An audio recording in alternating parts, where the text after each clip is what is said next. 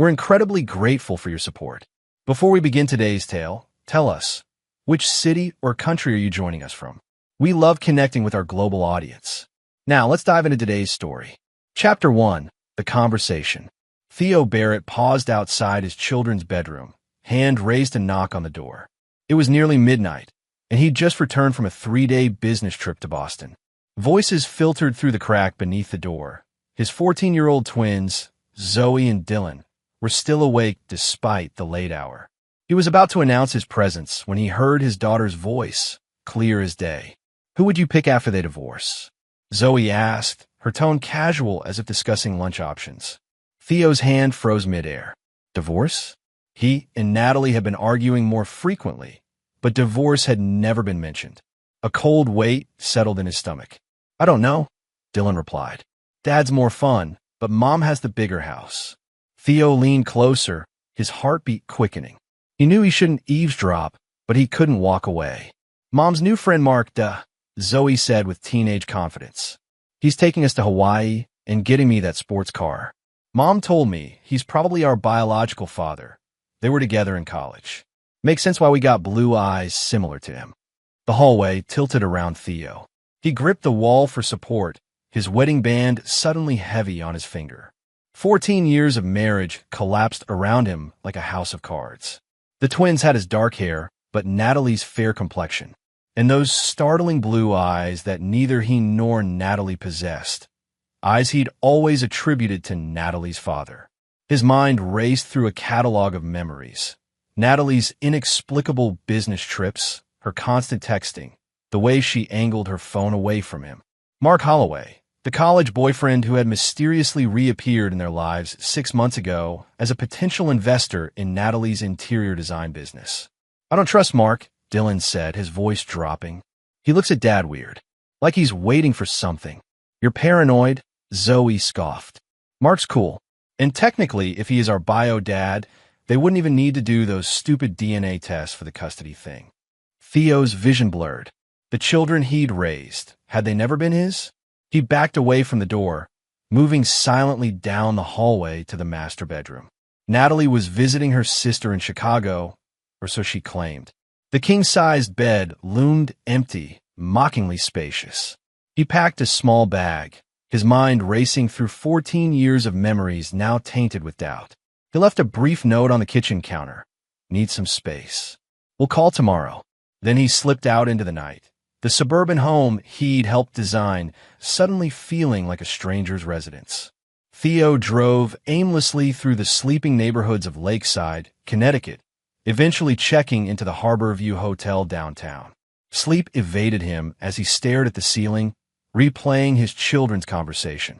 By dawn, grief had crystallized into something harder, colder. He'd built everything from nothing.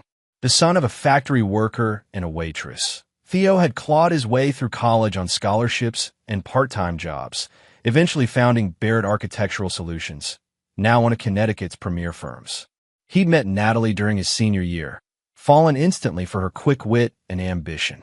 When she announced her pregnancy 6 months into their relationship, he proposed immediately, overjoyed at the prospect of the family he'd always wanted.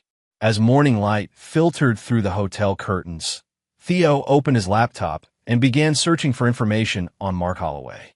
The man had an impressive digital footprint, CEO of Holloway Investments, divorced twice, no children. Numerous photos showed him sailing, playing golf with celebrities, attending charity galas. And there, in a photo from 12 years ago, Mark stood beside a much younger Natalie at an alumni event, his arm casually draped around her shoulder, while Theo had been home with the toddler twins. Theo's phone rang just after 8 a.m. Dylan's name flashed on the screen, unusual for his normally late-rising son. "Dad," Dylan's voice cracked with tension. "Where are you? You need to come home. I needed some air, buddy. I left a note." "Dad, I found something in Mark's phone." Dylan's voice dropped to a whisper. "He's here with Mom. They came back early this morning. I heard them talking and snuck into the guest room after they went to the kitchen. His phone was charging. There are messages, Dad. He wants you dead." A strange calm settled over Theo. "What kind of messages?" "Screenshots of your medical records.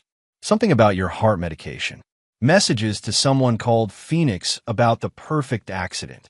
Dad, I'm scared. Listen carefully, Dylan. Delete your call history with me. Act normal. I'm coming home, but not right away. I need you to do exactly as I say. 30 minutes later, Theo Barrett sat in his hotel room, making calls that would change everything. The husband and father who'd left his home the previous night was gone. What remained was something colder, more calculating, a man with nothing left to lose. Chapter 2. The Investigation. Rain pounded against the windshield as Theo parked his Audi several blocks from home. He pulled his baseball cap lower over his eyes and approached the modest Colonial where Vernon Drake lived. Vernon had been Theo's college roommate and was now a private investigator specializing in digital forensics.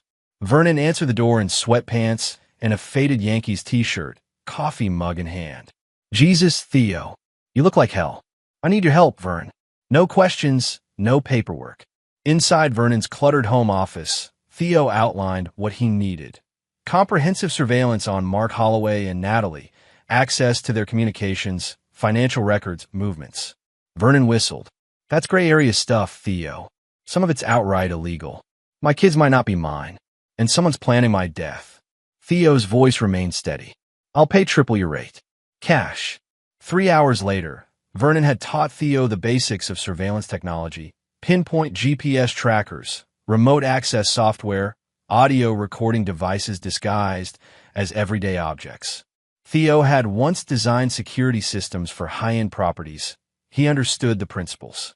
This isn't just about evidence gathering anymore, is it? Vernon asked as Theo prepared to leave. No, Theo replied. It's about survival. His next stop was the office of Dr. Lena Walsh, his cardiologist for the past 5 years. The heart arrhythmia he'd developed in his 30s wasn't life-threatening, but it required medication and regular monitoring. If someone wanted to use his medical condition against him, Dr. Walsh might have insights. The elegant doctor greeted him with concern. You're not scheduled until next month, Theo. Is everything all right? Has anyone requested my medical records recently? Even unofficially? Dr. Walsh frowned. Patient confidentiality is strictly. Lena, please. I think someone is trying to use my condition to harm me. Her professional demeanor cracked. There was an incident last week. My assistant reported a call from your wife requesting copies of your most recent tests. We sent them to your home address, as she's listed as your emergency contact. Theo's stomach tightened. Did you note any irregularities in my prescriptions? Dr. Walsh hesitated, then turned to her computer. Your amiodarone was refilled twice last month. That's unusual. It should only be once. I only refilled it once, Theo said quietly. Dr. Walsh's eyes widened. Theo, if someone is tampering with your medication, I need documentation of my current prescription and a new supply from a different pharmacy. And I need you to not mention this conversation to anyone. By late afternoon, Theo had visited his bank, withdrawn a substantial sum in cash, and opened a new account at a different institution. He'd contacted his company's vice president, Franco Delgado, claiming a family emergency that would require remote work for the foreseeable future. His final stop was a meeting with Nora Blackwell, a high-powered divorce attorney known for her ruthless efficiency. Nora's downtown office projected exactly the image her reputation suggested: sleek, expensive, intimidating.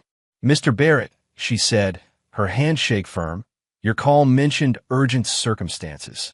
For the next hour, Theo outlined his situation. Nora took meticulous notes, occasionally asking clarifying questions. When he finished, she removed her glasses and leaned forward. Let me be clear, Mr. Barrett. If you're correct about paternity fraud and potential homicide planning, you're in an extraordinarily strong position legally. But gathering evidence properly is crucial. Nothing obtained illegally will help in court. I understand, Theo replied, though they both recognized the subtext. I'll draw up preliminary paperwork, Nora continued. In the meantime, secure your assets. Connecticut is an equitable distribution state, but equitable can be interpreted broadly. As he left Nora's office, Theo's phone vibrated with a text from Vernon. Target 1 made a withdrawal of $50,000 cash today. Target 2 booked flights to Grand Cayman for next week. 3 tickets. 3 tickets. Natalie, Mark, and who else? A cold certainty settled in Theo's gut. They were planning to take one of the children, likely Zoe, who seemed more receptive to Mark. His daughter's casual words echoed in his mind. He's probably our biological father. Theo checked into a different hotel that night, paid cash, and used a false name. In his room, he meticulously arranged surveillance equipment on the bed. Tomorrow, he would return home, not as the betrayed husband, but as a man with a plan. The pieces were falling into place, a strategy forming in his mind that would ensure not just his survival, but his vengeance.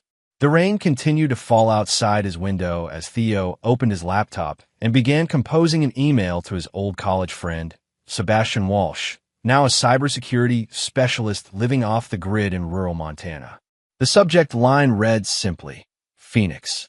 Chapter 3, The Infiltration. Theo arrived home precisely at 7:30 a.m., timing his return to coincide with Natalie's morning yoga routine. The house was quiet, the kitchen immaculate. He placed his overnight bag on the counter, intentionally making noise as he filled the coffee maker. Footsteps on the stairs announced Natalie's presence. She appeared in yoga pants and a fitted tank top, her chestnut hair pulled into a perfect ponytail. For a split second, surprise flickered across her face before she composed herself. "Theo," she said, her voice carefully neutral. "I didn't expect you back so early." He offered a practice smile. The Portland meeting finished ahead of schedule. The lie came easily. He'd invented the Portland trip as cover for his night away. "Where are the kids?" "Zoe's still sleeping. Dylan left early for swim practice." She poured herself a glass of water, movements precise. "Mark dropped by last night. He has some exciting news about potential investors for my business." "That's great," Theo replied, noting how naturally she incorporated Mark into the conversation. "I'd love to hear more about it. Maybe we could all have dinner tonight." Natalie's eyes widened slightly.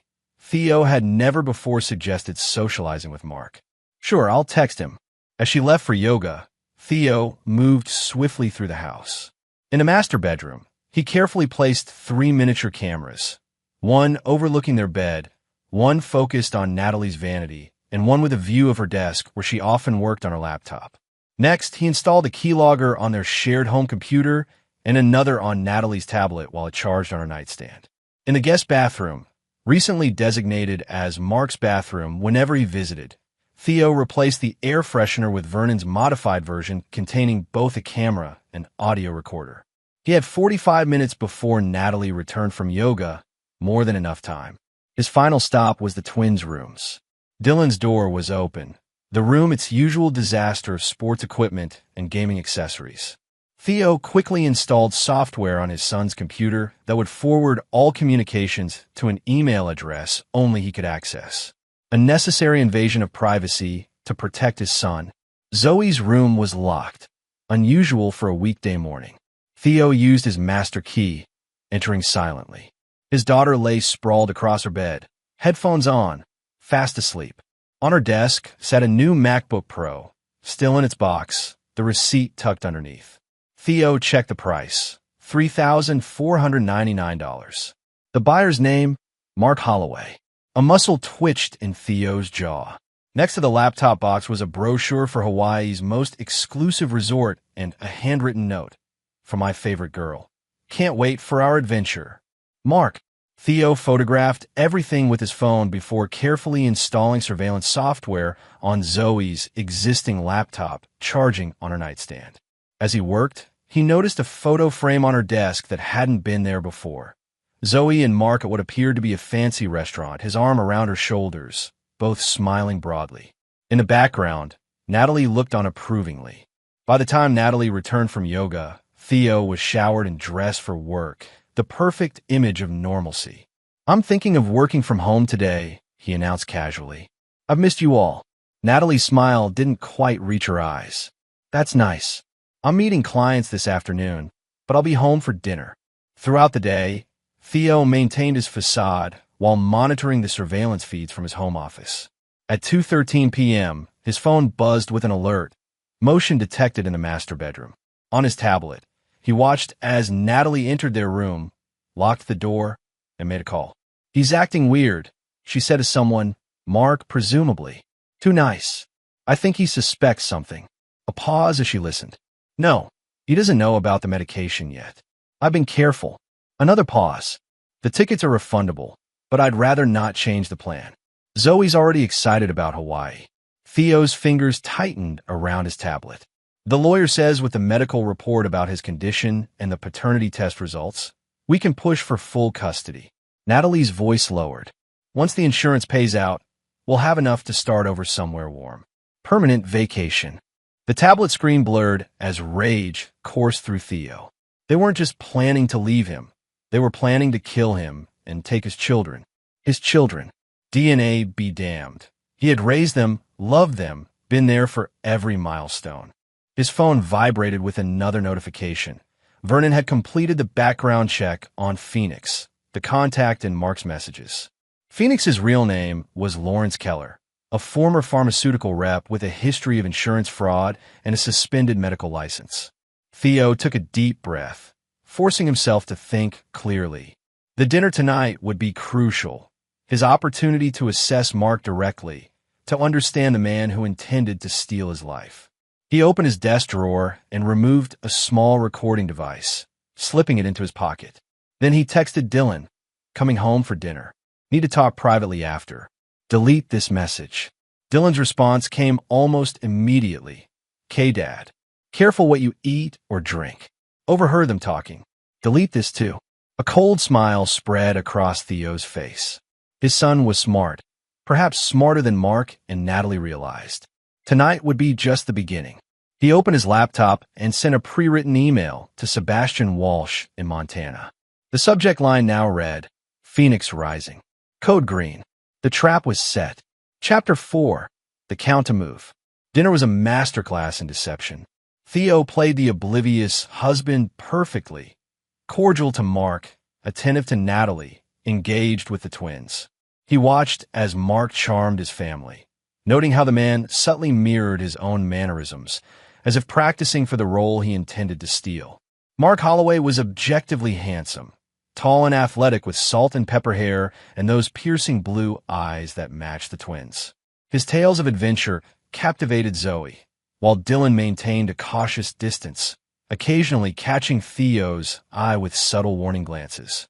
You should join me for golf this weekend, Theo, Mark suggested as Natalie served coffee and dessert. The Lakeside Country Club has an excellent course.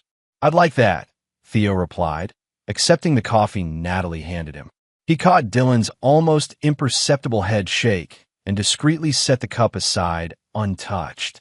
Though work's been hectic lately, all the more reason to relax, Mark insisted. Life's too short to work yourself to death. The double meaning wasn't lost on Theo. He watched as Mark added 2 sugars to his own coffee, stirring. The man's hands were steady, the hands of someone accustomed to calculated moves. After dinner, the adults moved to the living room while the twins retreated upstairs. Theo excused himself momentarily and slipped into Dylan's room. His son sat rigid on his bed, expression grim beyond his 14 years. They switched your heart meds, Dad. I found the bottles in Mom's bathroom drawer yesterday. One labeled correctly, one with different pills inside.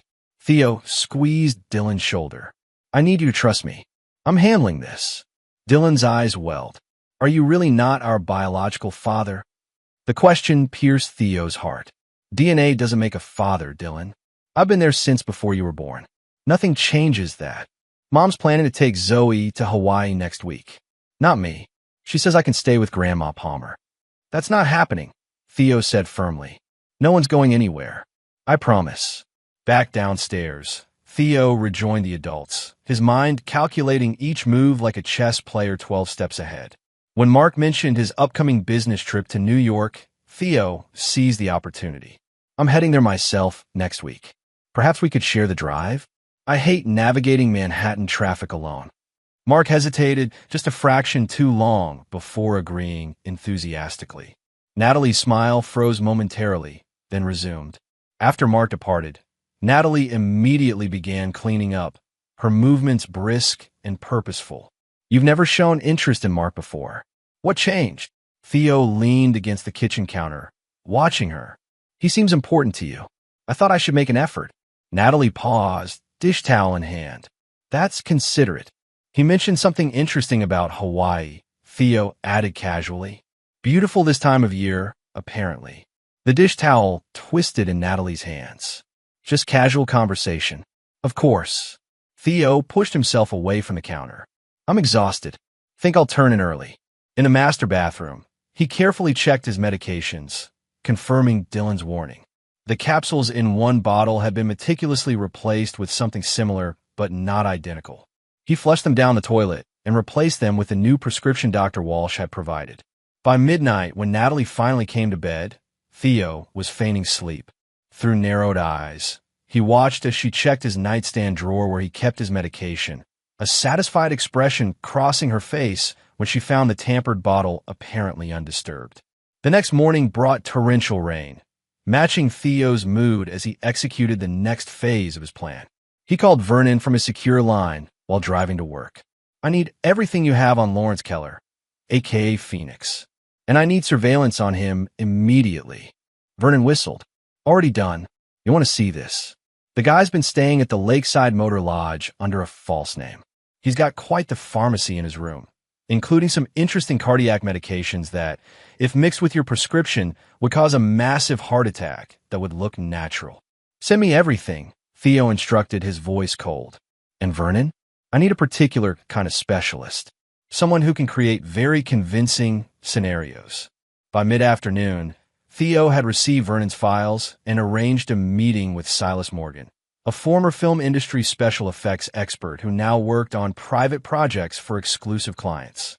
Silas's specialty was creating realistic scenarios that could be documented convincingly. Accidents, injuries, compromising situations. It needs to be indistinguishable from reality, Theo explained in Silas's warehouse studio. Enough to convince a seasoned lawyer and potentially law enforcement. Silas, a wiry man with tattoo-covered arms, nodded appreciatively. This is about the highest level of work I do. It won't be cheap. Money isn't an issue, Theo replied. Timeline is, I need everything ready within 5 days.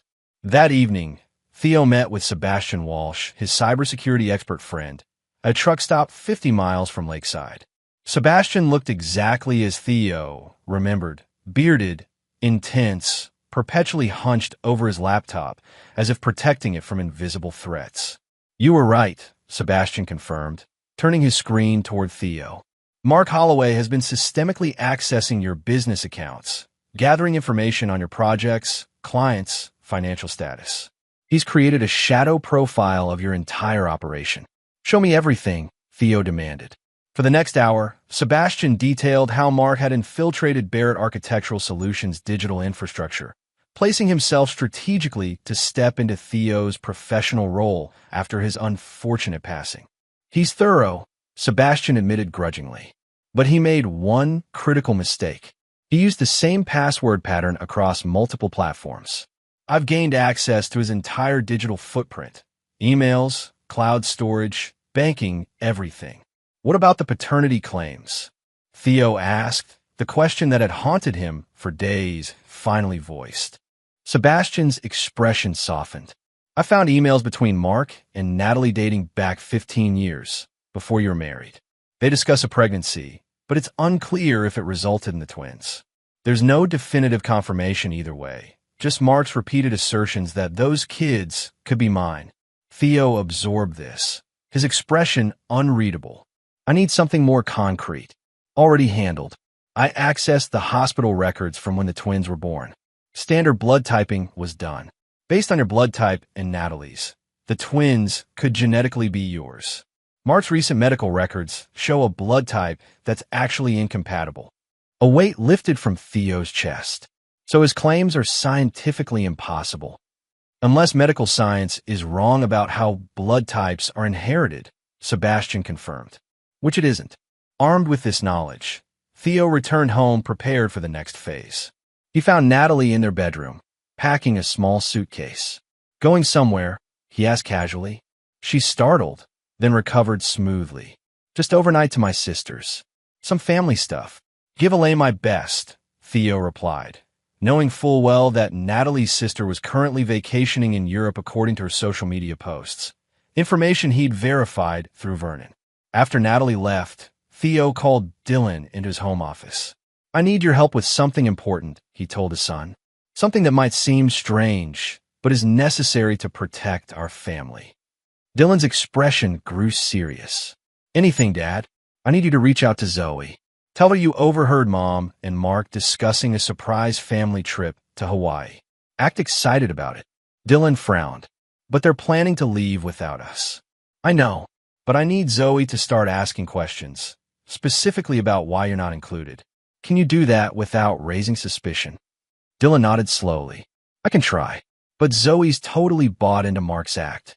She might tell them I said something." "That's okay," Theo assured him. "In fact, I'm counting on it." Later that night, as the twins slept, Theo carefully installed the final surveillance equipment throughout the house, particularly in locations where Mark and Natalie frequently conversed. Then he drove to the Lakeside Motor Lodge, where Lawrence Phoenix Keller was staying. Room 118 was dark when Theo approached. Using the electronic key card Vernon had somehow procured, he silently entered the room. The tangled sheets of the unoccupied bed and a laptop open on the desk suggested Keller had stepped out momentarily. Working quickly, Theo installed miniature cameras and attached a nearly undetectable device to Keller's laptop. Then he photographed the array of prescription medications and medical equipment scattered across the bathroom counter. Just as he finished, headlights swept across the motel window. Theo slipped out the back door seconds before Keller returned. From his car, parked across the street, Theo watched as Keller entered his room, followed minutes later by Mark Holloway. Through the monitoring software on his phone, Theo listened to their conversation with cold satisfaction. "Barrett's still alive," Mark was saying, his voice tense. "Natalie swears she switched the medication weeks ago." "Some people have higher tolerance," Keller replied. "We may need to accelerate the timeline. The Grand Cayman property won't wait forever." "About the girl convinced already," Mark continued. "The boy's more difficult, but he's irrelevant to the inheritance structure. Once Barrett's gone, Natalie gets control of everything as the twins' guardian. With the medical records I've compiled about his heart condition and mental instability, his death will look completely natural." Theo's grip tightened on his phone as he continued to listen. By the time he drove away an hour later, he had enough recorded evidence to destroy both men. But that wasn't the plan. Simple destruction wasn't enough. Not anymore. Back home, Theo sat in his darkened office, making final arrangements. His laptop screen illuminated his face as he typed an email to Nora Blackwell. Proceeding with Plan B.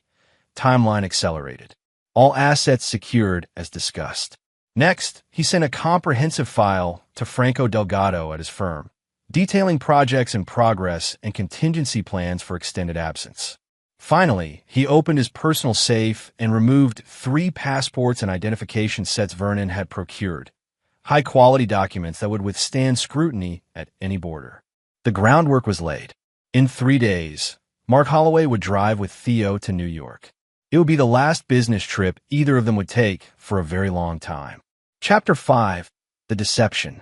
The morning of the New York trip dawned bright and cold. Theo loaded his overnight bag into Mark's gleaming BMW X7, noting the meticulous interior. Everything about Mark Holloway was calculated for effect: the luxury car, the designer watch, the perfectly tailored suit. The man was a walking advertisement for the life he coveted. "Beautiful machine," Theo commented as Mark navigated through early morning traffic. Mark patted the dashboard affectionately. "German engineering. Accepts nothing less than perfection." Unlike your planning, Theo thought silently. The 3-hour drive gave Theo the opportunity to observe Mark uninterrupted. The man was good, charismatic, intelligent, careful with his words.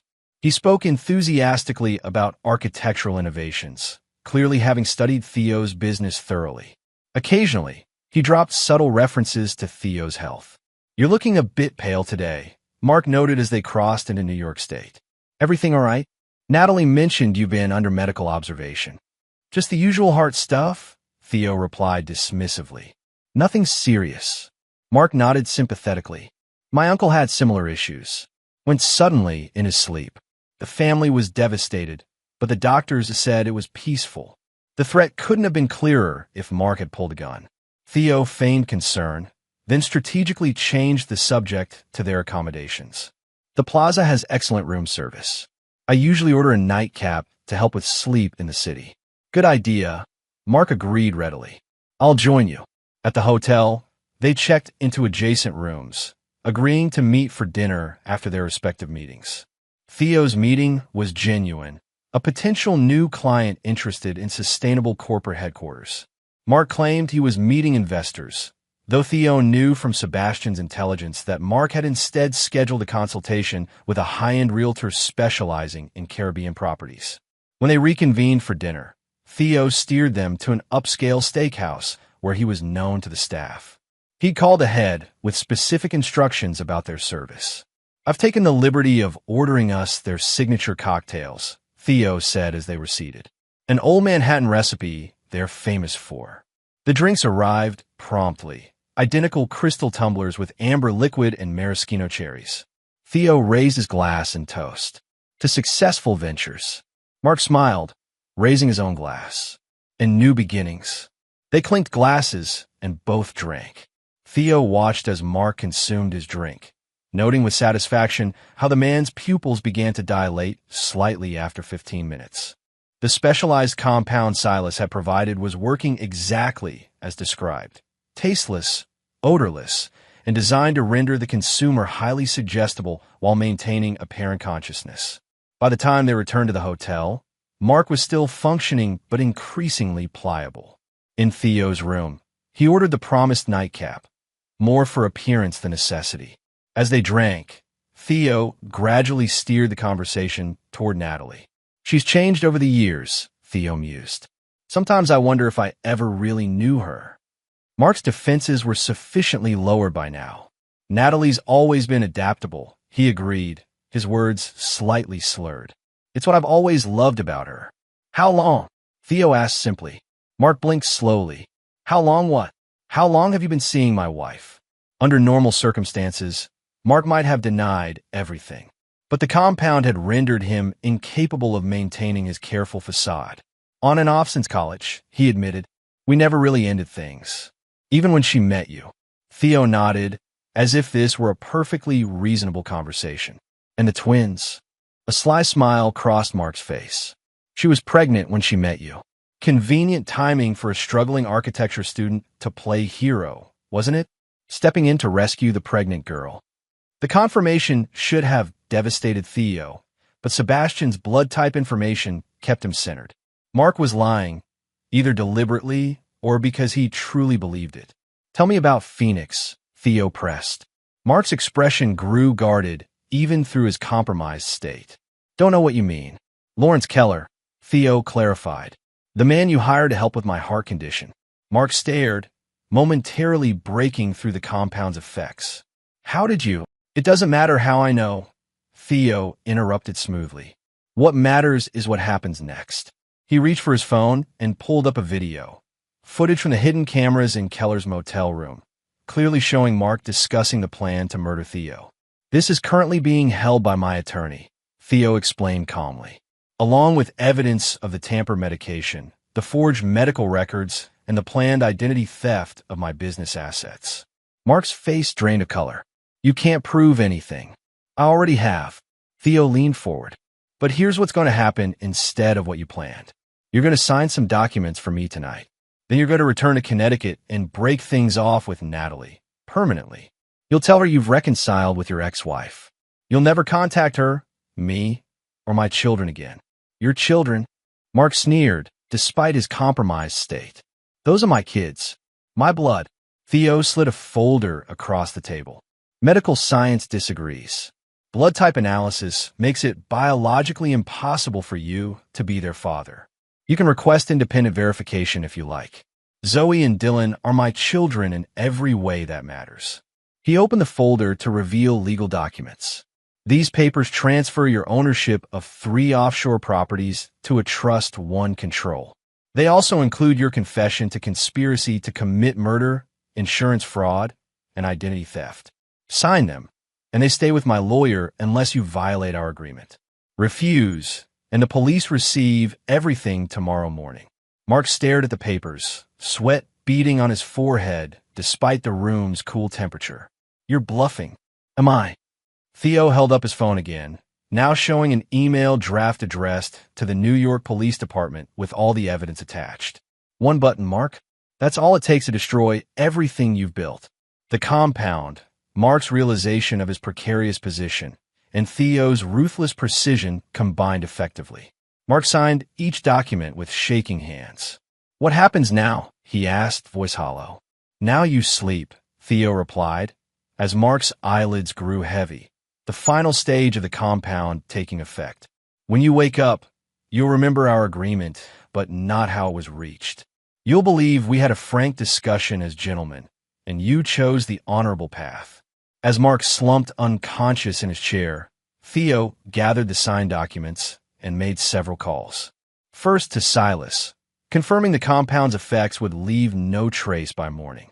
Next to Vernon, instructing him to maintain surveillance on Mark and Keller to ensure compliance. Finally, to Sebastian, who confirmed he had successfully transferred control of Mark's offshore accounts as per the signed authorizations.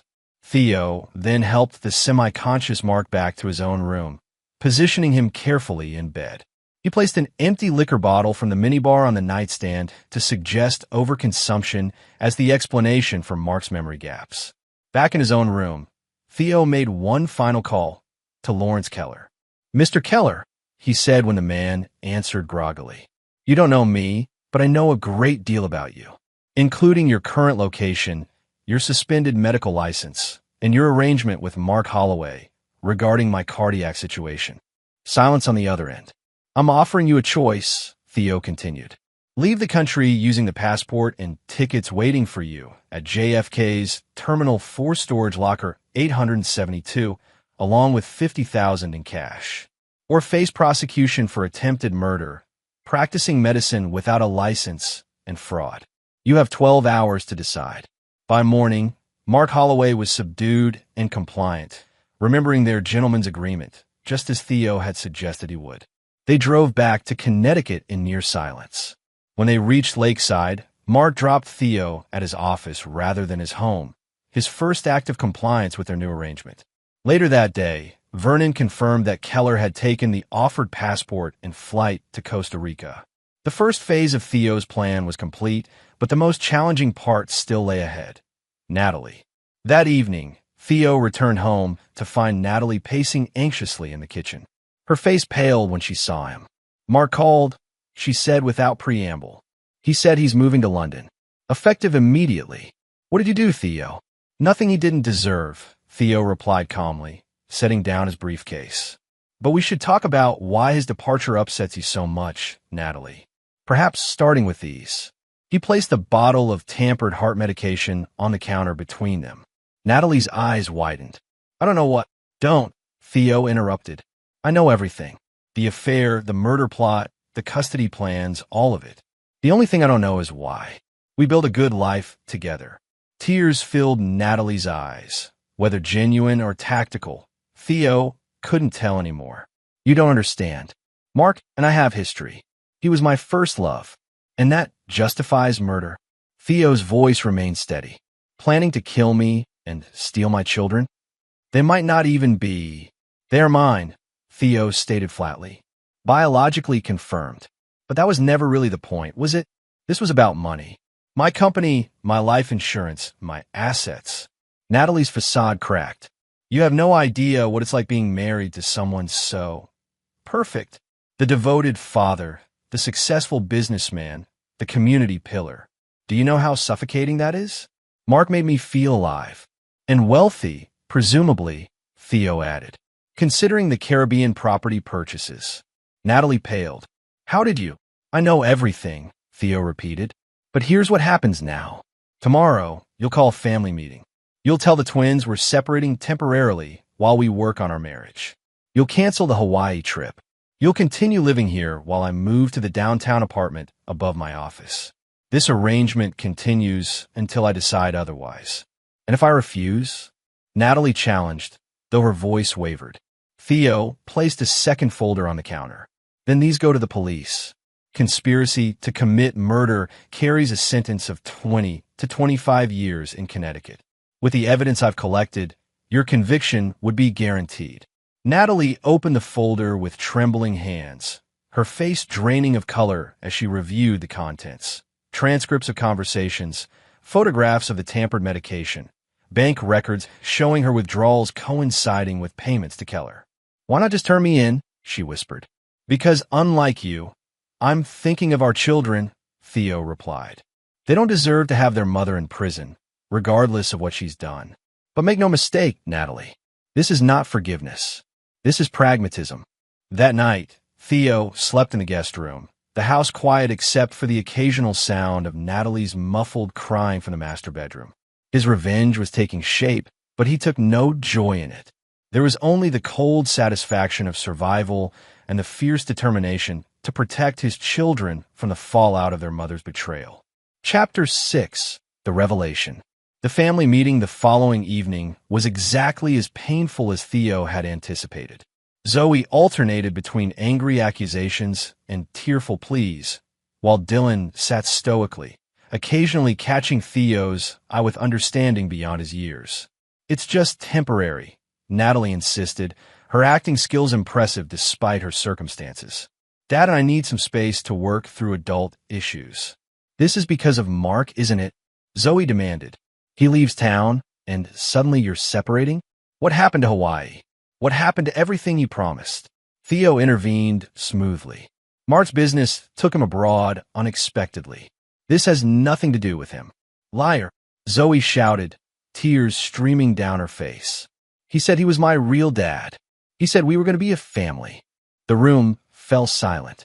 Natalie's face went ashen. "Zoe, honey, that's not. Is it true?"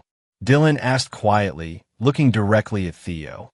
"Is Mark our biological father?" Theo met his son's gaze steadily. "No, absolutely not. You are my children, biologically, legally, and in every way that matters." "Mom said," Zoe began. "Mom was mistaken," Theo interrupted gently. "I have medical proof.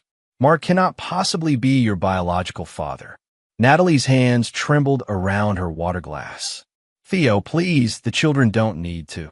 "The children need the truth," Theo countered firmly. "They've been manipulated enough." He turned back to the twins. "I love you both more than anything in this world. Nothing about our current situation changes that. I'll be staying at the apartment above my office, but I'll see you every day. We'll have dinner together 3 times a week, and weekends will remain our family time." "Without Mom?" Zoe asked bitterly. "That's for your mother to decide," Theo replied, his eyes meeting Natalie's across the table. The unspoken message was clear. Her participation would be on his terms. After the meeting, as the twins retreated to their rooms, Natalie confronted Theo in the kitchen. "You didn't have to humiliate me in front of the children," she hissed. "I didn't," Theo replied evenly. "I could have told them everything about the affair, the murder plot, the identity theft. Instead, I gave you dignity you don't deserve." Natalie shrank back. "How long will this charade continue?" "Until I decide otherwise," Theo said. "In the meantime, you'll maintain appearances. You'll attend the children's events, host dinner when scheduled, and behave as if this separation is mutual and amicable." "And what do I get in return?" Natalie demanded. "Freedom," Theo stated simply. "From prison, from scandal, from losing your children completely. It's more than you offered me." Later that night, after packing essentials for his move to the apartment, Theo found Dylan waiting in the hallway. "I recorded them," his son said without preamble. "Mom and Mark, talking about the plan." Theo's heart sank. "Dylan, I've known something was wrong for months," Dylan continued, his young face solemn. "Mark started coming around more often, always asking about your schedule, your health. Then Mom started acting weird, hiding her phone, having whispered conversations. So I used that spy recorder app." He held out his phone, pressing play on an audio file. Natalie's voice emerged clearly. "Once Theo's gone, the insurance pays directly to me as the children's guardian. For $1 million tax-free." Mark's voice responded, "The medication takes time, Nat. We need patience." Dylan stopped the recording, his eyes searching his father's face. Were they trying to kill you? Theo placed his hands on his son's shoulders. Yes, but they failed and they've been stopped. You don't need to worry about this anymore. Are you going to call the police? No, Theo replied. For your sake and Zoe's. Your mother has done terrible things, but sending her to prison would only hurt you more. Dylan's expression hardened with a maturity no 14-year-old should possess. She doesn't deserve your protection. This isn't about what she deserves, Theo explained gently. It's about what you and your sister need. Justice comes in many forms, Dylan. Sometimes the quieter versions are the most effective. Over the following weeks, Theo established a new routine. His days were devoted to rebuilding security protocols at his architecture firm, removing all the backdoor access points Mark had created. Evenings were split between time with the twins and meetings with Nora Blackwell, strategizing the long-term legal implications of a situation. Natalie performed her role in their arrangement with increasing desperation. Her attempts to contact Mark were consistently thwarted. His numbers disconnected, emails bouncing back, social media account deleted. Vernon confirmed that Mark had indeed relocated to London and appeared to be adhering to the agreement. Meanwhile, Theo implemented the next phase of his plan. Through Sebastian's expertise, he began systematically transferring control of the family's assets in a trust for the twins that he alone controlled. The process was meticulous, designed to leave Natalie with exactly what she was legally entitled to, half of their joint assets, while ensuring she couldn't access the children's inheritance or Theo's business holdings. Then came the anonymous tips. The first reached the state licensing board overseeing interior designers, questioning Natalie's credentials and business practices.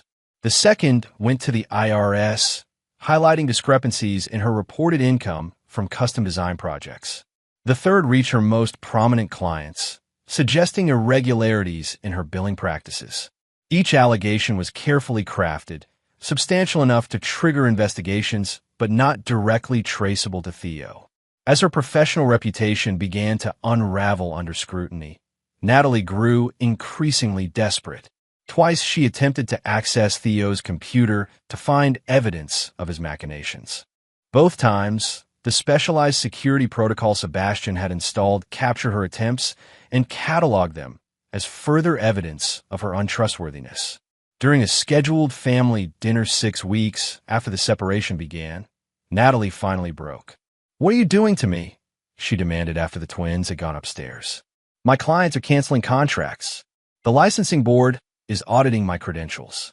The IRS is questioning 3 years of tax returns." Theo regarded her calmly over his wine glass. "Sounds like regulatory oversight. Perhaps your paperwork isn't in order." "This is you," she accused, voice trembling with fury. "You're systematically destroying everything I've built." "No, Natalie," Theo countered quietly. "I'm simply allowing natural consequences to unfold. Actions have repercussions, even those intended to remain hidden." Her eyes narrowed. "You promised if I played along, you wouldn't ruin me. I promised I wouldn't send you to prison or expose your murder plot to the children," Theo clarified. "Your professional difficulties are entirely separate matters." "I can't continue like this," Natalie whispered, tears forming. "My business is collapsing. My reputation is in tatters. Even my friends are distancing themselves. Perhaps it's time to consider relocation," Theo suggested. "A fresh start somewhere else. Connecticut clearly holds too many complications for you now." The implication wasn't lost on Natalie. "You want me to leave? To abandon my children?" "I want you to make decisions based on reality rather than fantasy," Theo replied. "The reality is, your position here is increasingly untenable. The twins are old enough to decide where they want to live. Given recent revelations, I suspect their preference would be clear in any custody hearing." Natalie's shoulders slumped in defeat. "What are you offering?" "A clean break," Theo stated. "You sign full custody over to me, with reasonable visitation rights. You receive exactly half our marital assets, as required by law, approximately $1.5 million. You relocate outside Connecticut. In exchange, All these mysterious investigations will mysteriously resolve themselves. And if I refuse, then we proceed to a public divorce hearing where all evidence, including the murder conspiracy, becomes part of the official record. Theo's voice remained measured, reasonable. The criminal charges would follow naturally. Your choice, Natalie. 3 days later, Natalie signed the custody agreement Nora Blackwell had prepared. 1 week after that, she listed her design studio for sale. By month's end, she had purchased a condominium in Arizona and announced to the twins her plans to pursue new opportunities in the Southwest. Zoe was devastated, alternating between rage at her mother's abandonment and desperate attempts to rekindle their relationship. Dylan remained stoic, his support shifting entirely to Theo. Both children opted to remain with their father, a decision Natalie accepted with resignation rather than fight. The day before Natalie's departure, she requested a private meeting with Theo at the house that had once been their shared home. He agreed, but took precautions, Vernon monitoring remotely, the meeting recorded for security. Natalie had aged years in mere months. Her polished appearance faded, dark circles prominent beneath her eyes. "You've won," she said simply. "Completely and utterly." "This wasn't a competition," Theo replied. "It was survival. I never intended to fall back in love with Mark," she offered, a weak attempt at explanation. "When he reappeared last year, it was like being 20 again. Exciting, passionate, and worth destroying your family for." Theo couldn't keep the edge from his voice. Natalie looked away. "I convinced myself you'd be better off. That would be a clean break. That the children would adjust. After my convenient death," Theo added coldly. "That was Mark's idea," she whispered. "It escalated gradually. First just leaving you, then the paternity claims, then the rest. By the time I realized how far it had gone, I felt trapped. Save the revisionist history," Theo cut in. "I heard the recordings. You were an enthusiastic participant." Tears slid down Natalie's cheeks. "What happens to us now?" "There is no us," Theo stated firmly. "You'll begin your new life in Arizona. I'll raise our children here. You'll have your visitation holidays, as agreed. The divorce will be finalized in 6 months. And Mark Holloway no longer exists in any meaningful way," Theo replied enigmatically. "The man you knew has been systematically dismantled, professionally, financially, legally. He'll spend the rest of his life looking over his shoulder, wondering when the other shoe will drop." Natalie shivered involuntarily. "You're a different person than I thought you were." "No," Theo countered. "I'm exactly who I've always been, someone who protects what he loves. You simply never valued that until it was turned against you." The next day, Theo and the twins stood in the driveway as movers loaded the last of Natalie's belongings. Her goodbye was awkward and tearful, with promises to call daily and visit soon. As her car disappeared down the street, Theo placed an arm around each of his children. "It's just us now," he said softly, "but we're going to be okay." Dylan nodded solemnly while Zoe leaned against her father, tears streaming silently down her face. The first chapter of Theo's revenge was complete. The architects of his intended destruction had been systematically dismantled, their plans upended, their futures derailed. But as he guided his children back into their home, Theo knew the true work, rebuilding their trust, healing their wounds, forging a new family dynamic, was just beginning. Revenge had given him grim satisfaction, but it was hollow compared to the challenge ahead, creating a new life from the ashes of betrayal. Chapter 7. The Aftermath. 6 months after Natalie's departure, the divorce was finalized with minimal fanfare. Theo received full custody of the twins, with Natalie granted holiday visitations and bi-weekly video calls. The settlement was exactly as he'd outlined: half the marital assets to Natalie, all business interests, and the family home remaining with him. The court commended their amicable resolution, with no knowledge of the calculated destruction that had preceded it. Life had settled into new patterns.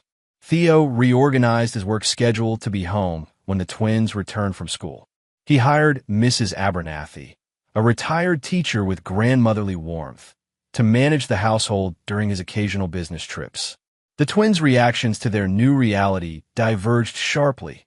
Dylan thriving with the stability, Zoe withdrawing into resentful silence. One Tuesday evening, Theo found Zoe sitting on the back porch, staring at her phone. Tear tracks marked her cheeks. "Mom canceled our call again," she said without looking up. "Third time this month." Theo sat beside her, maintaining a careful distance. Their relationship had become fragile, stretching but not quite breaking under the weight of recent events. "I'm sorry, sweetheart." "No, you're not," Zoe replied bitterly. "You wanted her gone. I wanted our family safe," Theo corrected gently. "There's a difference." "Safe from what?" "You never actually explained what happened." Zoe finally looked at him, her blue eyes, so like his own mother's, not Mark's, bright with accusation. "One day everything was normal. Then Mark disappeared. You and Mom separated, and now she's practically vanished from our lives." Theo weighed his words carefully. He'd promised not to reveal the murder plot to the children, but Zoe's pain demanded some truth. "Your mother and Mark were planning to take you away from me. Permanently." Zoe's eyes widened. "But why would—" "They convinced themselves it would be better for everyone," Theo continued. "They made choices that hurt our family deeply. When those choices came to light, consequences followed." "What choices?" Zoe pressed. "What did they do that was so horrible you had to blow up our entire family?" "Ask your brother," Theo suggested quietly. Dylan saw more than he should have. Later that night, Theo overheard the twins' hushed conversation from Dylan's room. He hadn't intended to eavesdrop, but Zoe's raised voice pulled him toward their partially open door. They were going to kill Dad? Zoe's disbelief was palpable. "That's insane, Dylan." "I heard them," Dylan insisted. "They switched his heart medication. Mark knew some doctor who helped them. They were going to make it look like a heart attack, collect the life insurance, and take us to the Caribbean." "But Mom wouldn't." "She did," Dylan cut in. "I recorded them. Dad heard it too. That's why Mark disappeared and Mom left. Dad could have sent them both to prison, but he didn't because of us." Silence followed, then the sound of Zoe's muffled sobbing. Theo retreated silently to his study, a mixture of relief and sadness washing over him. The truth, however painful, was necessary for healing. Meanwhile, Theo's professional life flourished with renewed focus. Barrett Architectural Solutions had secured 3 major contracts for sustainable corporate campuses, establishing the firm as an industry leader in eco-conscious design. Theo's innovative approach to integrating natural elements into urban structures had garnered national attention. One particular project, a combined public library and community center for Lakeside, became his passion. The design incorporated elements submitted by local residents, including contributions from both Dylan and Zoe. The groundbreaking ceremony featured the twins helping turn the first shovelful of earth, their faces bright with pride despite the lingering shadows of their family's fracture. Vernon continued providing periodic updates on the exiled players in Theo's drama. Mark Holloway had attempted to rebuild his investment business in London, but found doors mysteriously closed. Financial institutions declined his accounts without explanation. Potential clients received anonymous dossiers detailing his past ethical lapses. He'd recently relocated to Mumbai, presumably hoping distance would sever the invisible strings of Theo's influence. Lawrence Phoenix Keller had established himself in a Costa Rican coastal town, operating an unlicensed wellness clinic for wealthy expatriates. Theo had considered exposing him to local authorities, but ultimately decided against it. Keller lived with the perpetual anxiety of discovery, punishment enough for now. Natalie's Arizona reinvention proved more challenging than she'd anticipated. Her interior design credentials didn't transfer seamlessly across state lines, requiring recertification and apprenticeship hours. Her attempts to establish a new practice faced obstacles, subtle but persistent complications with permits, supplier relationships, and client acquisitions. Nothing overtly traceable to Theo, but the pattern was clear to those who knew where to look. On a crisp October evening, precisely 1 year after Theo had overheard the twins' fateful conversation, he received an unexpected visitor. Sebastian Walsh arrived unannounced, his usual disheveled appearance replaced by uncharacteristic formality. "We have a situation," Sebastian announced without preamble, setting his laptop on Theo's desk. "Someone's probing the digital infrastructure we built around your operation. Sophisticated attempts to access the secured files containing evidence against Mark and Natalie." Theo frowned. "Mark trying to eliminate evidence?" "Unlikely," Sebastian replied. "This is professional-grade intrusion, government level or elite private sector. Far beyond Mark's capabilities." "Then who?" Sebastian's expression grew troubled. "There's more. Financial records show Natalie withdrew $250,000 from her Arizona accounts 3 weeks ago. The money was wire transferred to an offshore entity called Chimera Consulting. Meaning your ex-wife just hired very expensive problem solvers." Sebastian removed his glasses, rubbing his eyes wearily. "These aren't ordinary private investigators, Theo. Chimera specializes in reputation restoration and evidence elimination for high-net-worth clients. Former intelligence operatives, cybersecurity experts, legal specialists." Theo absorbed this information silently. He'd anticipated potential countermoves, but had underestimated Natalie's resources and determination. "How exposed are we?" he finally asked. "Currently secure," Sebastian assured him, "but they're persistent and well-funded. If they manage to access our secured repositories, they could potentially unravel everything, exposing your methods while simultaneously destroying evidence of Mark and Natalie's conspiracy, which would leave me legally vulnerable while exonerating them," Theo concluded grimly. Sebastian nodded. "Exactly. We need to relocate and reinforce all digital assets immediately. And you should consider the possibility of more direct approaches." "Meaning?" "Physical surveillance. Attempts to access your home or office. Possibly approaches to the twins seeking information." The thought of his children being targeted reignited the cold fury Theo had carefully contained for months. "Secure everything," he instructed. "Then I want complete profiles on everyone associated with Chimera Consulting. Natalie has escalated this beyond our agreement." It's time I responded accordingly. That night, after ensuring the twins were asleep, Theo called Vernon and outlined the new threat.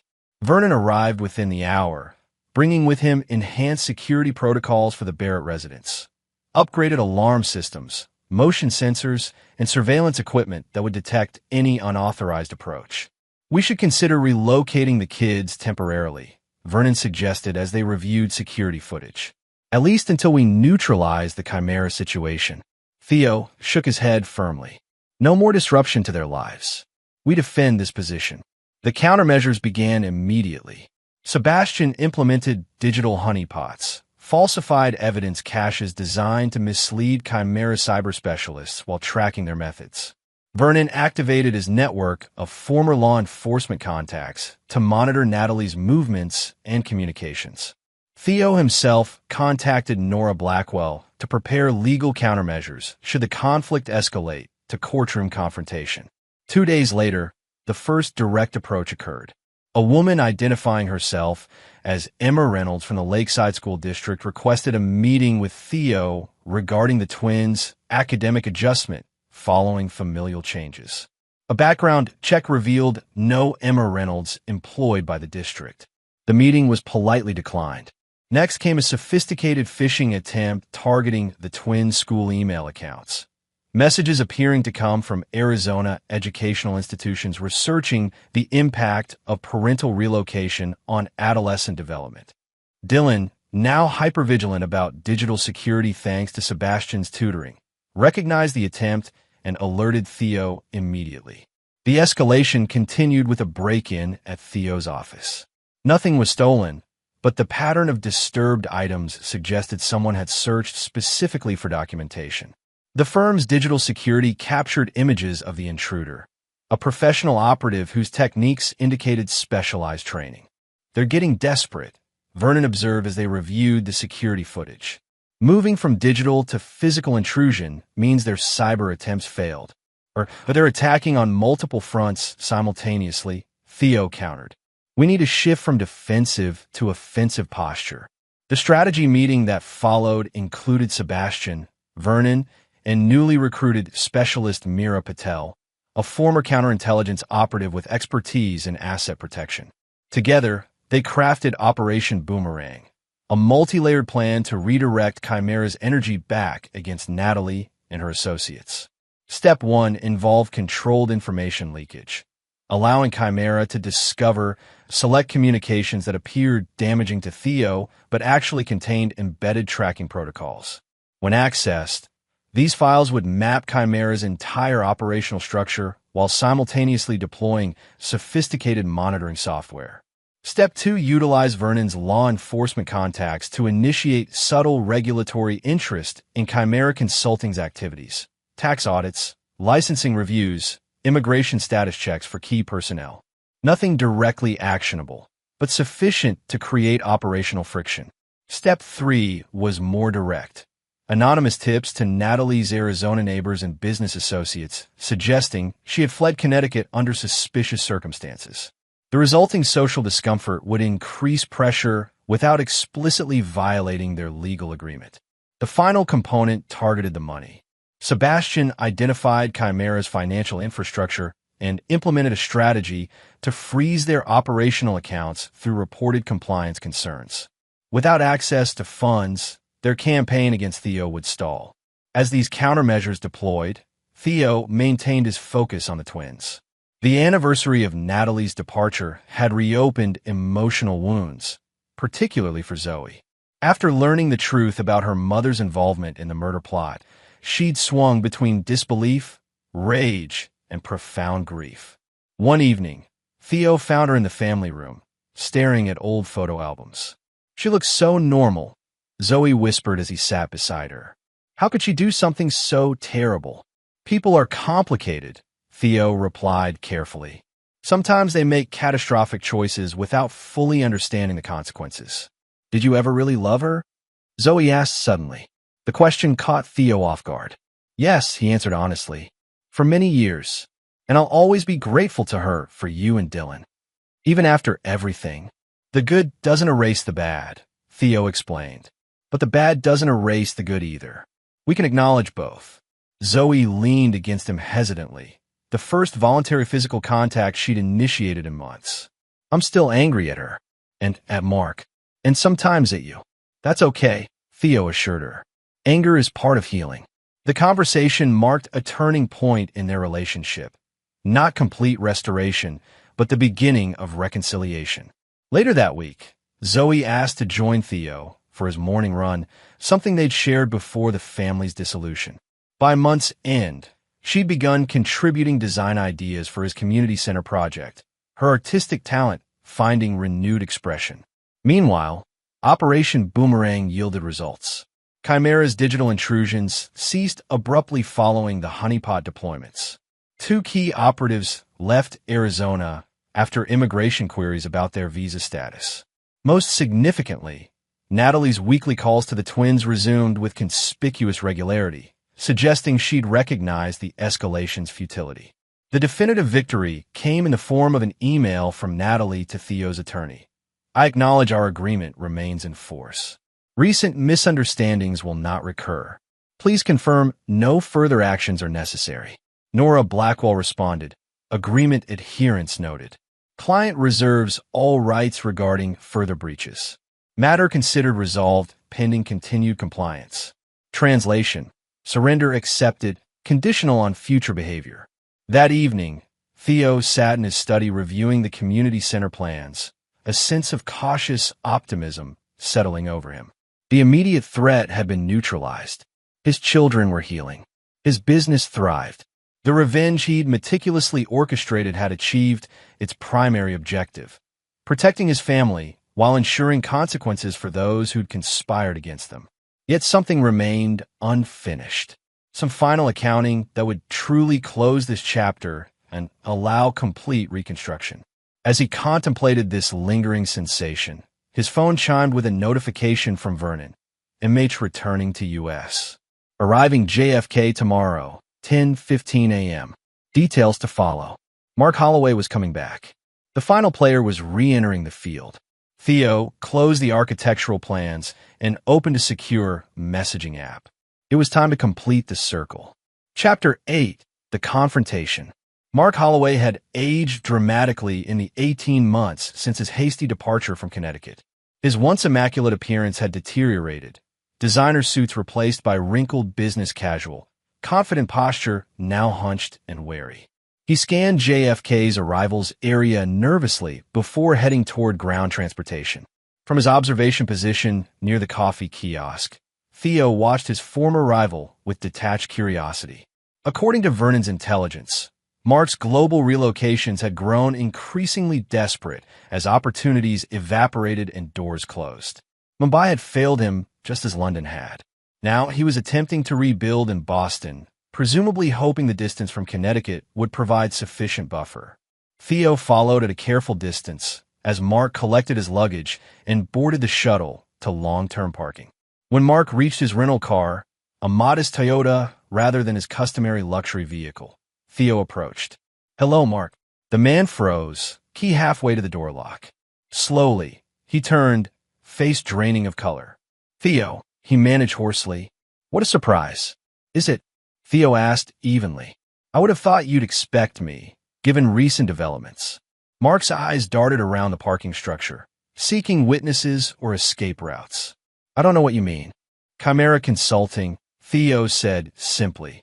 "Natalie's ill-advised attempt to rewrite history. Your return to American soil shortly after their failure. These aren't coincidences. I had nothing to do with whatever Natalie." "Stop," Theo interrupted calmly. "We're beyond lies at this point." Mark's shoulders slumped, the facade of ignorance collapsing. "What do you want from me? I've lost everything. My business is ruined. My reputation is destroyed. I can barely secure a lease, let alone investment clients." "Actions have consequences," Theo replied without sympathy. "You conspired to murder me, steal my children, and assume my identity. Did you expect a different outcome?" "I never would have gone through with it," Mark protested weakly. "It was just talk. The tampered medication in my nightstand suggests otherwise." Theo stepped closer, his voice lowering. "But that's not why I'm here today." Mark backed against the car. "Then why?" "To give you a choice," Theo explained. "Your attempted resurrection in Boston will fail. I've already ensured that. Your next destination will be no different. This pattern can continue indefinitely, or it can end today." "What kind of choice is that?" Mark demanded, a spark of his old arrogance flickering. "Option 1. Continue as you are, moving from city to city as opportunities mysteriously evaporate, constantly looking over your shoulder, never building anything lasting." "And option 2? Mark asked cautiously. "Full disclosure," Theo stated. "You record a complete confession. Your affair with Natalie, the murder conspiracy, everything. The recording remains secured with my attorney, released only if you violate our expanded agreement." "Why would I do that?" "It would be self-incrimination." "Because in exchange," Theo continued, "the systematic dismantling of your life stops immediately. You receive enough capital to establish a modest business in a specified location, far from Connecticut. You start over, permanently severed from your past." Mark stared in disbelief. "You're offering to help me?" "I'm offering finality," Theo corrected. "For both of us. Your continued destruction requires my continued attention. I'd prefer to focus elsewhere." The parking garage fell silent except for distant traffic sounds. Mark studied Theo's face, perhaps searching for deception or ulterior motives. "How do I know you'll keep your word?" "The same way I know you've been in contact with Natalie despite explicit prohibitions," Theo replied coolly. "Comprehensive monitoring." Mark flinched at the reminder of his transparent movements. "When would this happen?" "Now," Theo answered, removing a digital recorder from his pocket. "Full confession. Every detail. Then you receive coordinates for a storage locker containing $200,000 cash and documentation for your new identity." "New identity?" "Edward Marshall," Theo elaborated. "Recently divorced financial advisor relocating to Portland, Oregon. Clean credit history, modest but respectable background, no criminal record." "You've been planning this," Mark realized. "I plan everything," Theo acknowledged. It's why I'm still alive. Mark's internal struggle played across his face, desperation warring with suspicion, pride with pragmatism. Finally, he nodded. Give me the recorder. For the next 40 minutes, Mark Holloway detailed his criminal conspiracy, the affair that had continued intermittently throughout Theo and Natalie's marriage, the reemergence in their lives under the guise of business partnership, the gradual escalation from divorce planning to murder plot, the recruitment of Lawrence Keller to provide untraceable pharmaceutical solutions, the offshore property purchases intended for their new life. When he finished, Theo reviewed the recording briefly before placing the device in his inner pocket. Comprehensive and accurate. Vernon will verify against our existing evidence. Now my end of the bargain? Mark prompted tensely. Theo handed him a sealed envelope. Storage locker 734, Grand Central Terminal. Combination inside. The funds, identification, and relocation guidelines are within. The monitoring continues indefinitely, Mark. One misstep. Any contact with Natalie, any return to Connecticut, any attempt to contact my children, and the recording goes public while your new identity evaporates. So I'm on a permanent leash, Mark observed bitterly. You're alive and free, Theo countered. Both conditions were in doubt 18 months ago. I suggest you view this as mercy rather than constraint. He turned to leave, then paused. One question has always bothered me. Did you actually believe the twins were yours? Mark hesitated before answering. I wanted to believe it. It made what we were planning feel justified, reclaiming my rightful family rather than stealing yours. But Natalie admitted the timeline didn't work. She was already pregnant when we broke up in college, but not by me.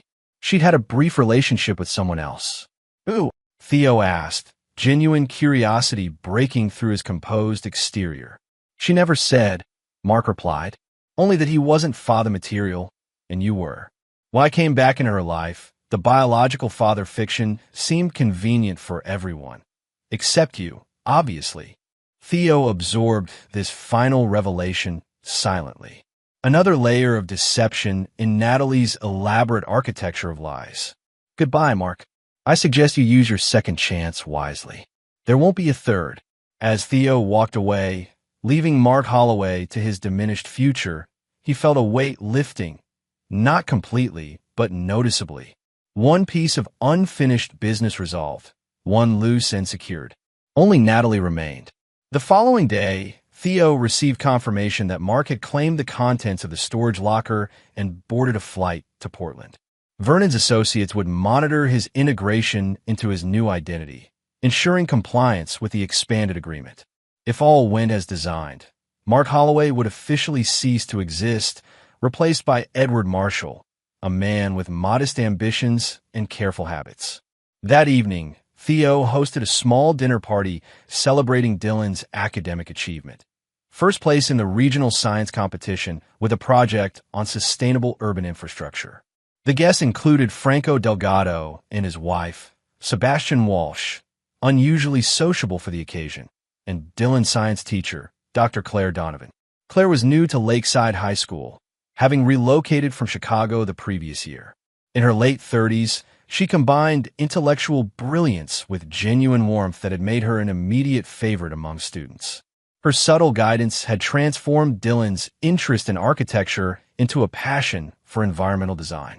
As guests mingled in the living room, Claire approached Theo with a glass of wine. You should be incredibly proud, she said, nodding toward Dylan, who was enthusiastically explaining his project to Franco. He has remarkable vision for someone so young. He's resilient, Theo replied. After everything that happened, he could have withdrawn or acted out. Instead, he's channeled it into creation. Children often reflect their parents' responses to adversity, Claire observed. You've obviously modeled constructive approaches. Something in her tone caught Theo's attention. Not just polite conversation, but genuine understanding. You speak from experience? Claire smiled slightly. Divorced 5 years ago. My ex-husband had similar issues with loyalty as your ex-wife, though less dramatically executed. The town grapevine has been thorough, I see, Theo noted without rancor. Small communities always are. Claire acknowledged. Though I suspect the official version differs from reality. Their conversation continued through dinner, shifting easily between Dylan's academic future, Claire's previous work in environmental education, and Theo's community center project. For the first time in nearly 2 years, Theo found himself engaged in conversation that carried no strategic purpose or hidden agenda. Simply genuine connection with an intelligent, perceptive individual. After the guests departed, Zoe approached Theo as he loaded the dishwasher. "Dr. Donovan's nice," she commented casually. "You should ask her out." Theo nearly dropped the plate he was holding. "What, Dad? You were totally into her," Zoe continued matter-of-factly. "And she was definitely flirting with you." "We were discussing Dylan's project," Theo protested weakly. Zoe rolled her eyes with teenage expertise. "For 3 hours? While making that much eye contact? Please." Theo found himself at a rare loss for words. The idea of dating hadn't entered his mind since the separation. His focus entirely on survival, protection, and reconstruction. "It's okay to like someone, Dad," Zoe added more gently. "We want you to be happy too." "We?" Theo questioned. "Dylan and me," Zoe clarified. "We've talked about it. You've done everything for us. Maybe it's time you did something for yourself." The conversation lingered in Theo's mind as he completed his nightly security check of the house. His children were encouraging him to move forward, a sign of their own healing. Perhaps they were right. Perhaps it was time to build something new rather than continue securing the perimeter against ghosts.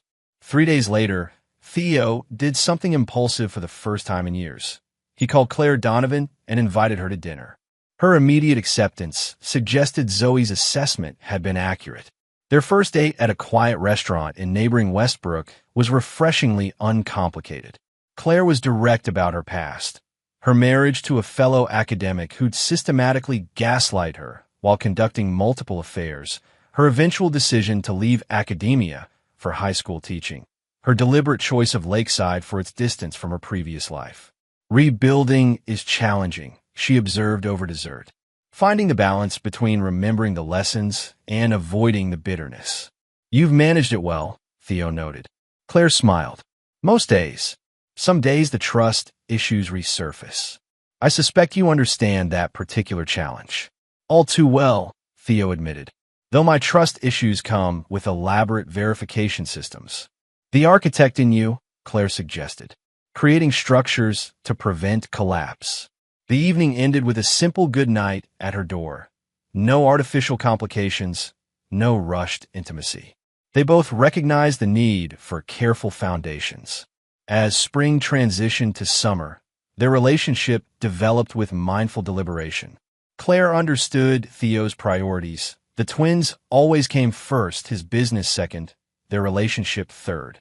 She fit into their lives with natural ease, joining family dinners twice weekly, attending Dylan's science competitions and Zoe's art exhibitions, contributing ideas to the community center design that incorporated educational elements. The twins' response exceeded Theo's cautious expectations. Dylan and Claire bonded over shared scientific interests, while Zoe appreciated Claire's genuine interest in her artwork. Neither child exhibited the resistance or resentment he'd feared might accompany a new adult in their lives. 1 year to the day after Mark Holloway's JFK confession, Theo received a final status report from Vernon. Mark, now firmly established as Edward Marshall, had built a modest financial advisory practice in Portland serving middle-income clients. He maintained full compliance with their agreement, making no attempts to contact Natalie or return east. The operation was classified stable and contained. Natalie herself had gradually rebuilt in Arizona, though at a significantly reduced scale compared to her Connecticut prominence. Her required video calls with the twins continued with strained politeness. During the twins' 2-week summer visit to her condominium, she had made no attempts to extract information or undermine Theo's custody. Vernon classified her status as resigned compliance. The final element of Theo's revenge architecture was now in place. Not destruction, but containment. The threats neutralized, the vulnerabilities secured, the future protected. With both Mark and Natalie effectively nullified as dangers, Theo could finally contemplate true reconstruction rather than strategic positioning. That evening, as he and Claire walked along Lakeside's waterfront after dinner with the twins, she sensed his shifted mood. "Something's changed," she observed, her hand comfortable in his. "You seem lighter somehow." Theo considered how to explain the complex emotional terrain he'd navigated. "I received confirmation today that certain unresolved matters are finally settled." Claire nodded, accepting his deliberate vagueness. "The past properly filed away, as much as it ever can be," Theo replied. He stopped walking, turning to face her directly. "Which means I can focus more completely on the future." "And what does that future look like, in your architectural vision?" Claire asked, her expression open but careful. Theo smiled, a genuine expression without strategic calculation or defensive positioning. "It's still developing, but I know it includes you, if you're interested in a long-term project with complex foundational requirements." Claire laughed softly. "I've always appreciated thorough structural engineering, especially when the builder takes such care with the details." As they continued their walk, Theo Barrett, survivor, protector, rebuilder, allowed himself to envision a future beyond revenge. The final pieces were falling into place, not for retribution, but for restoration. Chapter 9. The Redemption. 3 years after the night Theo had overheard his children's fateful conversation, the Barrett family gathered in their backyard for Dylan and Zoe's high school graduation celebration. The twins, now 18, had transformed from confused adolescents into confident young adults. Dylan accepted to Cornell's architecture program, Zoe heading to Rhode Island School of Design for Fine Arts. The gathering was intimate but joyful.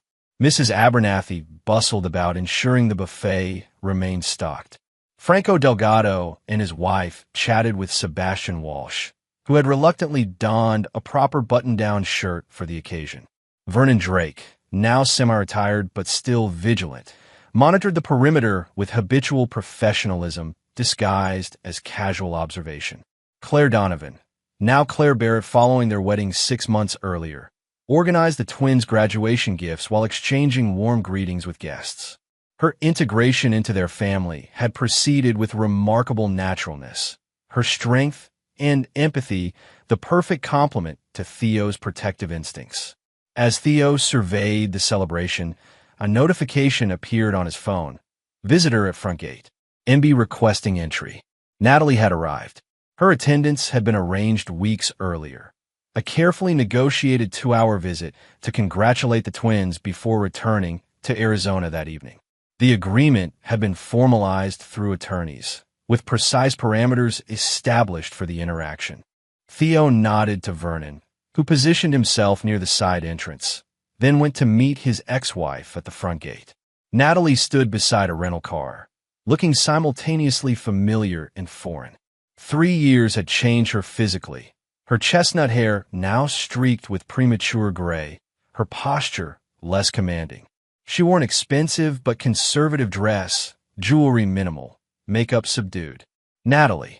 Theo greeted her with professional courtesy. "The twins are in the backyard. They're expecting you." She nodded, visibly nervous. "Thank you for allowing this."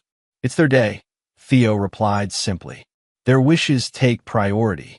He escorted her through the house, noting her quick appraisal of the changes Claire had introduced: warmer colors, academic books intermixed with architectural volumes, family photographs that now included their blended unit. If the evidence of his rebuilt life pained her, Natalie concealed it well. The twins' reactions to their mother's arrival reflected their distinct personalities. Dylan offered a polite but reserved greeting, accepting Natalie's congratulatory hug with stiff tolerance. Zoe's response was more complex. Initial hesitation followed by genuine warmth, her residual anger visibly softening at her mother's evident emotion. Theo discreetly created space for their reunion, joining Claire beside the dessert table. "Holding up?" she asked quietly, understanding the complicated emotions this visit evoked. "Better than expected," Theo admitted. Seeing her doesn't trigger the old anger anymore. It's just distant, like watching a movie about someone else's life. Claire squeezed his hand. "That's healing," not indifference. There's a difference. The afternoon progressed with surprising smoothness. Natalie maintained appropriate boundaries, making no attempts to monopolize the twins or extract private information. She engaged respectfully with Claire, exchanged civil greetings with Franco and Sebastian, and presented the twins with tasteful graduation gifts, a professional-grade drawing tablet for Zoe, and precision architectural tools for Dylan. As the celebration wound down and guests began departing, Natalie approached Theo, where he stood monitoring the cleanup efforts. "They've grown into remarkable young adults," she observed, genuine pride evident in her voice. "You've done an exceptional job with them." "They deserve the credit," Theo replied. "They've overcome significant challenges with remarkable resilience." Natalie nodded, her expression somber. "Challenges I created." The acknowledgement, simple but unprecedented, caught Theo off guard. In all their post-separation interactions, Natalie had maintained careful neutrality regarding her responsibility, never directly admitting wrongdoing. "Yes," he confirmed after a moment, "but they've processed it in their own ways." Dylan through his focus on creating sustainable structures, Zoe through her art. They've transformed pain into purpose. Like their father, Natalie noted quietly. Before Theo could respond, Dylan approached, car keys in hand. "Mom, if you want to make your flight, we should leave now. Airport traffic gets bad after 4. The twins had offered to drive Natalie to the airport, a gesture Theo recognized as significant. It represented their ownership of the relationship, their agency in determining its boundaries and possibilities. As Natalie gathered her belongings, she paused beside Theo. "I've never said this properly, and you have every right to dismiss it, but I am truly sorry, Theo. Not just for what almost happened, but for what actually did, the betrayal, the manipulation, all of it." Theo studied her face, searching for the calculation or performance he'd grown accustomed to detecting. Instead, he found only tired sincerity, the words of someone who had finally exhausted the energy required for deception. "I believe you," he said simply, "and I hope you find peace with your choices." It wasn't forgiveness exactly, but it was acknowledgement, recognition that even lives built on devastating choices could eventually find pathways to redemption. Natalie seemed to understand the distinction, nodding once before turning to join the twins for their drive. After the graduation guests departed, Theo and Claire sat on the back porch watching the sunset. The tranquility felt earned rather than temporary, a genuine peace rather than strategic positioning. "The twins handled that well," Claire observed, her head resting comfortably against his shoulder. "They're finding their way through it," Theo agreed, setting their own boundaries, making their own decisions about relationships. "Like someone else I know," Claire smiled, "though your boundaries included somewhat more elaborate surveillance systems." Theo chuckled, acknowledging the understatement. "Necessary at the time." "And now?" Claire asked, her question extending beyond security protocols to the larger emotional landscape. Theo considered this thoughtfully. Over the past 3 years, he had systematically dismantled portions of his protective infrastructure as threats diminished. Vernon's security team no longer maintained daily monitoring of Mark and Natalie. Sebastian's digital tripwires remained in place, but required attention only quarterly rather than weekly. Nora Blackwell's services had been scaled back to routine legal maintenance rather than strategic positioning. "Now we focus on building rather than defending," Theo replied, reaching for Claire's hand. "The twins are launching their own lives. The community center opens next month. Your environmental education program starts in the fall. And us," Claire prompted gently. "Us," Theo repeated, the simple pronoun containing multitudes. "We keep building what we've started, day by day, with careful attention to the foundation." Later that evening, after Claire had gone upstairs, Theo sat in his study reviewing the final plans for the Lakeside Community Center. The project had evolved from simple architectural challenge to personal mission, creating a space where community could flourish despite individual differences and past conflicts. His phone chimed with a text from Dylan. "Airport drop-off complete. Mom's headed back to AZ. Zoe actually hugged her goodbye. Progress?" Theo smiled at his son's perceptiveness. Progress, he confirmed. See both homes soon. As he set down his phone, Theo's gaze fell on the photograph dominating his desk.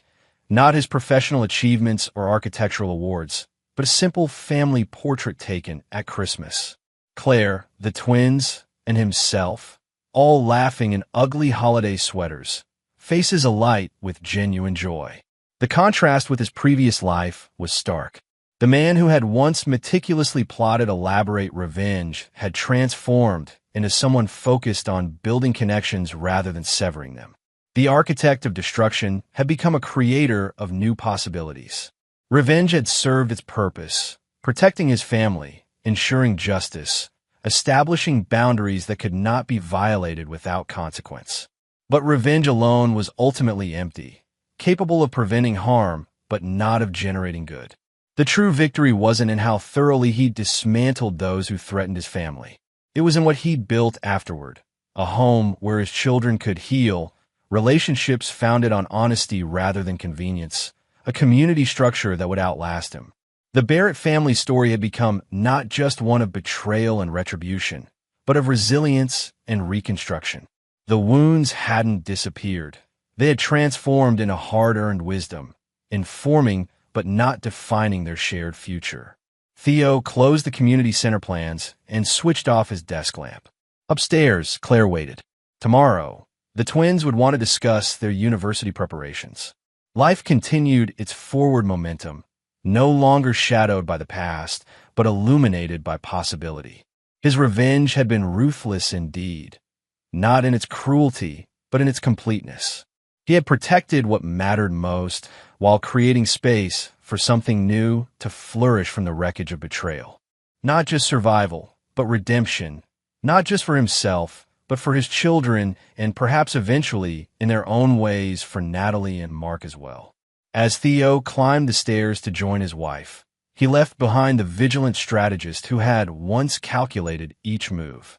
In his place walked a man who had learned that the most powerful response to destruction wasn't retaliation, but creation, building something so strong and true that it rendered the original damage irrelevant.